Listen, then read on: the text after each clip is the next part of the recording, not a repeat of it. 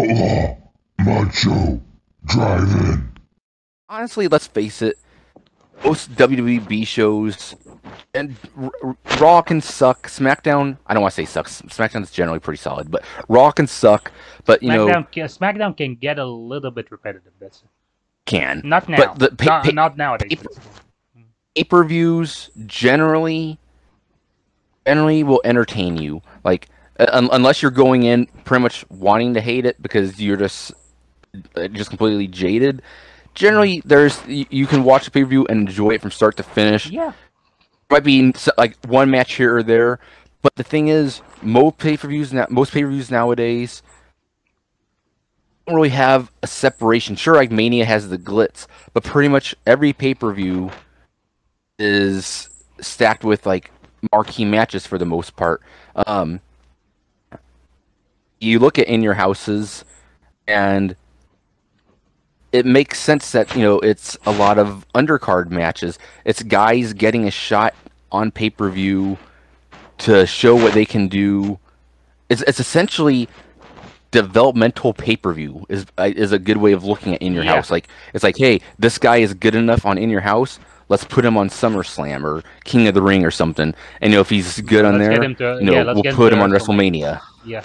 Yeah. It's exactly, and it's like, it's for matches that are important to get somewhere, but like that's how it starts. But then again, like it's like, oh, we're not just gonna give this away for free. Maybe like we can get people to actually buy this, like the triple header match between like Diesel and Shawn Michaels versus Yokozuna and Owen, which turned out to be Yokozuna and British Bulldog, which came back to be Yokozuna and Owen.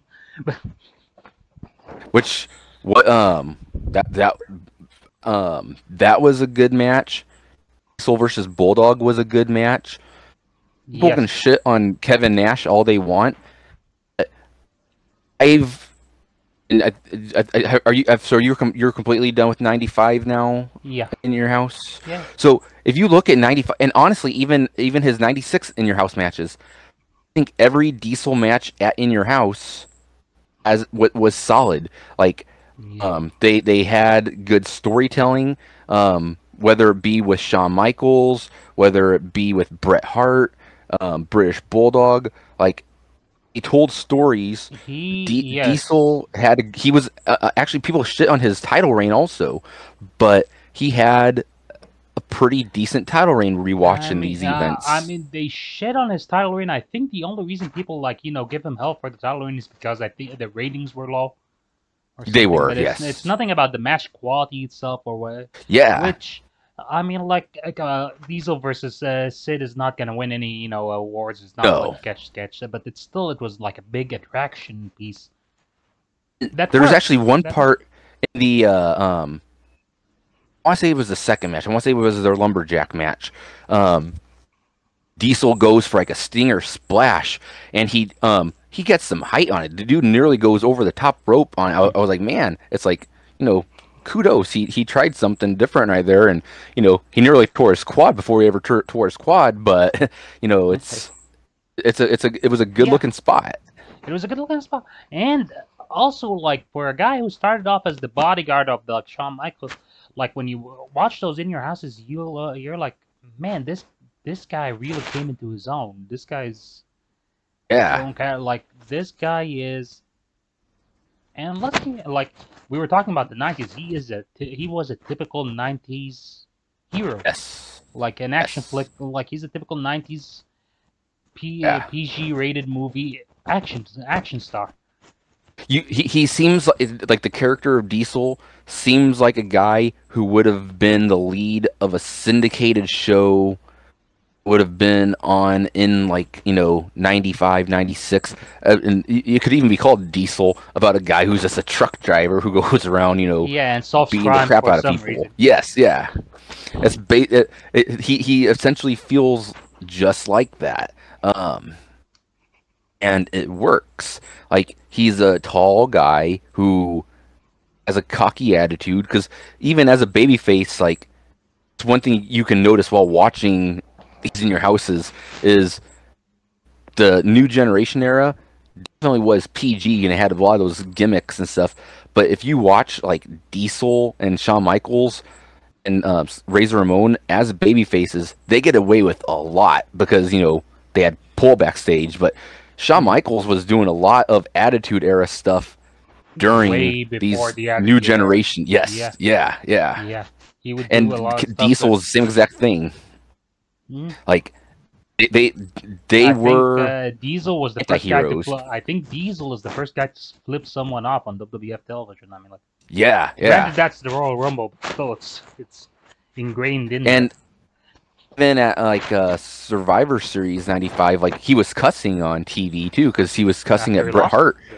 Yeah. Yeah.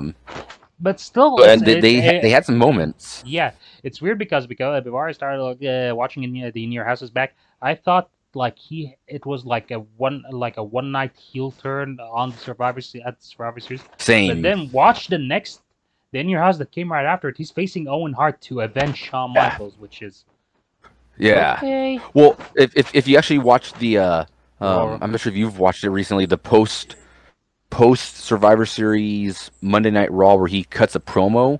I did not know. And oh, dude, watch this because watched it a few months ago actually because somebody had posted it, and I think it was the Cult of Cornette group, but talking about what a good promo it was, and it was very behind the scenes. He pokes references at like Vince and stuff, and he doesn't give any craps. He's talking about why he's doing what he's doing and how he just wants to win, but the fans are cheering him the entire time. And I think at that point they were like, you know what, let's push the brakes and not fully turn him heel because the fans are really loving him right now. So to see what happens, And and it kind of benefited because it was foreshadowing of the Attitude Era having this heelish babyface. yeah, and it worked leading into I think what is the high mark of the new generation, which was WrestleMania 12. It's Yes. him being a babyface going into the Royal Rumble and getting eliminated by Shawn Michaels, his best friend, which he just avenged a month ago, Exactly.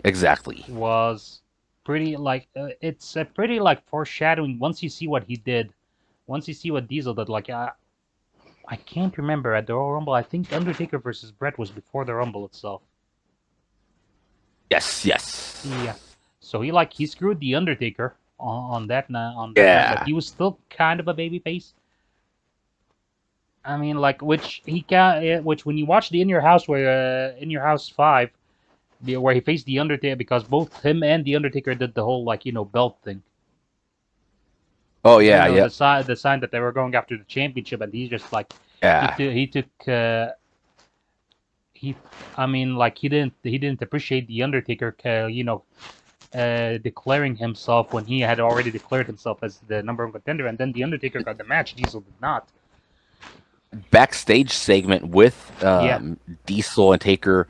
Yeah, That is an awesome segment. that is an awesome, and it's the first time you actually see the Undertaker use regular verbiage. He said, "I don't language. dodge." Yeah, I was going to say that. Yeah. Yeah, I don't dodge anyone. I was like, and I'm watching this, retrospectively, but I'm still like, oh, the Undertaker actually said that way back in 1995.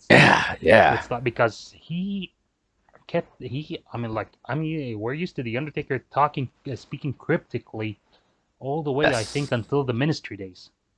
Yeah, pretty much. Well, pretty much I'd say up until that promo you and I were talking about the other day, the post over the post over the edge promo. Yeah. Yeah, where he said it's time for him to go after the... Yeah. Yeah. Yes, Well, May yeah, 98. Yeah, so 98. So even when he was feuding with Paul Bear, which was like the realest shit that he could have gone through, Yes. he was still cryptic. He was still speaking in the cryptic way. But when he said, "I Yes. don't dodge anyone," it's like, whoa, okay.